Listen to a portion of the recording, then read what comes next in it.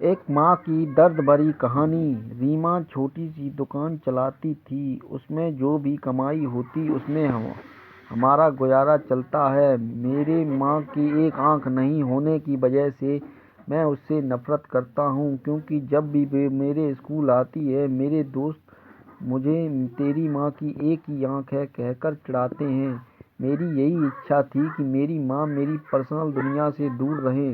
इसलिए एक दिन गुस्से में मैंने कहा, माँ, तुम्हारी दूसरी आंख ना होने की वजह से जब तुम मेरे दोस्तों के सामने आती हो तो मेरा मजाक उड़ाते हैं। तुम मर क्यों नहीं जाती?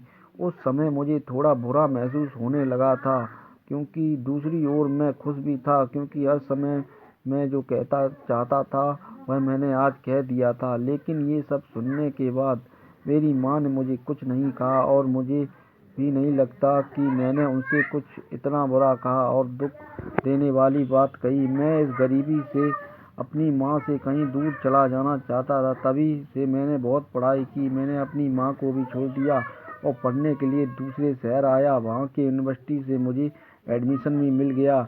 इसके कुछ सालों बाद मैंने वहीं शादी कर ली। मैंने खुद का घर भी खरीद लिया था। फिर मेरे बच्चे भी हो गए। अब मैं खुशी से एक सफल इंसान की तरह जी रहा था। मुझे यह जिंदगी बहुत पसंद थी। दिन ब दिन यह खुशी बढ़ती ही जा रही थी। लेकिन एक दिन अचानक मेरी माँ को मैंने अपने दरवाजे पर देखा। तभी सभी मुझसे पूछने लगे कि यह कौन है, तो मुझे कहना पड़ा कि यह मेरी माँ है। तब मुझे ऐसा लगा जैसे मेरी सारी खुशियाँ आकाश से नीचे गिर गई हों। मेरी माँ की एक आंख के डर से मेरी छोटी बेटी भी भाग गई थी। तभी मैंने भी मेरी माँ से पूछा, तुम कौन हो? मैं तुम्हें नहीं जानता। मैंने उन्हें डांटते हुए कहा, तुम्हारी हिम्मत कैसे हुई मेरे घर आने की और बेटी को डराने की? चली जाओ यहाँ से। इतना सुनने के बाद मेरी माँ ने शांति से मुझे जवाब दिया, ओह, मुझे माफ़ करें, शायद मैं गलत एड्रेस पर आ गई। और वह चली गई। मैंने भगवान का शुक्रिया अदा किया और उन्होंने मुझे नहीं पहचाना।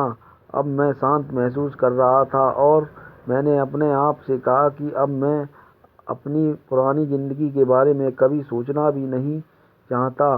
कई दिन खुशी से बिताने के बाद एक दिन मेरे पुराने स्कूल का लेटर मेरे घर आया। मैंने अपनी पत्नी से झूठ कहा कि मैं बिजनेस ट्रिप पर जा रहा हूँ। मेरे पुराने स्कूल को चला गया।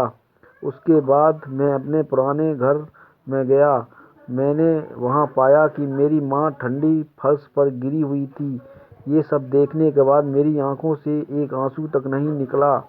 उनके हाथों में कागज का एक टुकड़ा था। शायद वह पत्र मेरे लिए ही था।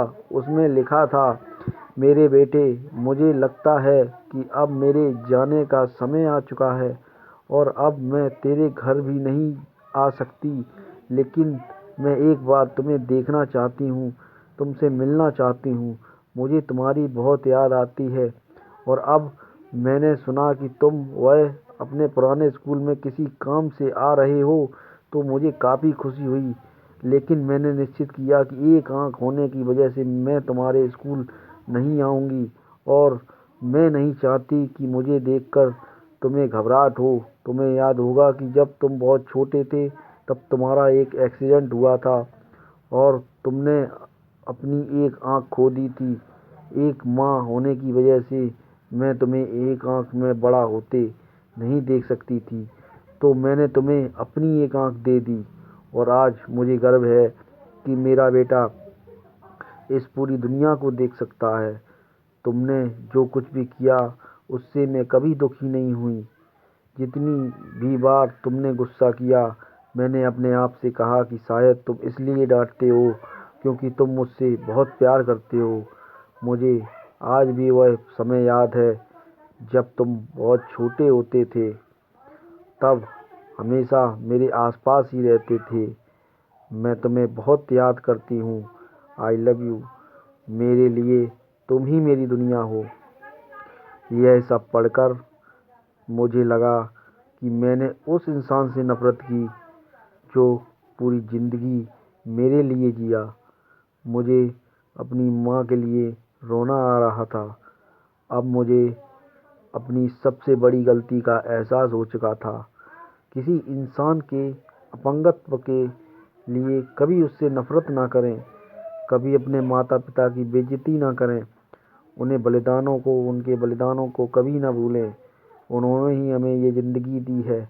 उन्होंने एक राजा की तरह हमें बड़ा करने की कोशिश की है। वे हमेशा हमें देते रहे हैं और बेहतर से बेहतर देने की कोशिश करते रहे हैं। वे हमारे हर सपने को पूरा करना चाहते हैं। अगर आपको ये कहानी अच्छी लगे तो प्लीज़ लाइक, सब्सक्राइब और शेयर ज़रूर करें। धन्यवाद।